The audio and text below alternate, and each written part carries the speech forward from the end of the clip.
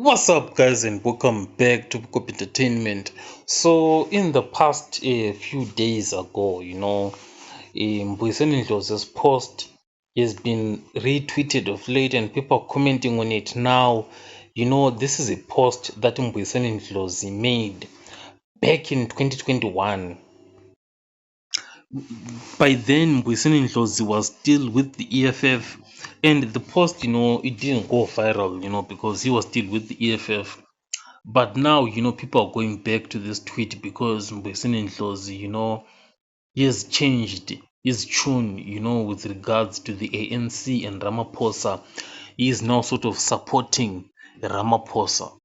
So this behavior by Mbuyiseni Ndlozi, it's flip-flopping, because like, how did he get to make, this assertion back in 2021, but then somehow, come back, to realize that maybe Ramaphosa, may actually be the best. But it's actually possible, because what happens in life, is that people do change over time, how they see the world and how they see things. And it's very possible, to have felt that Ramaphosa might have been the worst, in 2021. But things have changed, Mbuyiseni Ndlozi is no longer with the EFF, and he is now free, to even join the ANC. So I feel like he is justified, in changing the tune. But another thing, is that in as much as people do take screenshots of these posts, it's actually a good thing, to delete some of these tweets, I feel like it's the right thing, from Mbuyiseni Ndlozi to be deleting these tweets,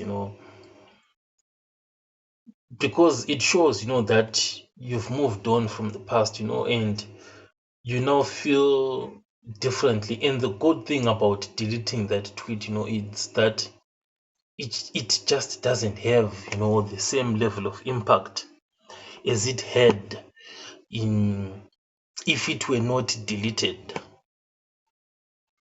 But trying to look on the other side, is Mbuyiseni Ndlozi simply singing for his stomach here, because he's now sort of like working with the ANC, doing those podcasts with the likes of Thabo Mbeki, etc.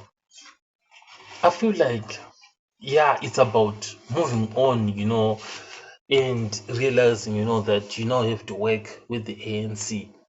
So when you said that, it had to do with the situation that he was in.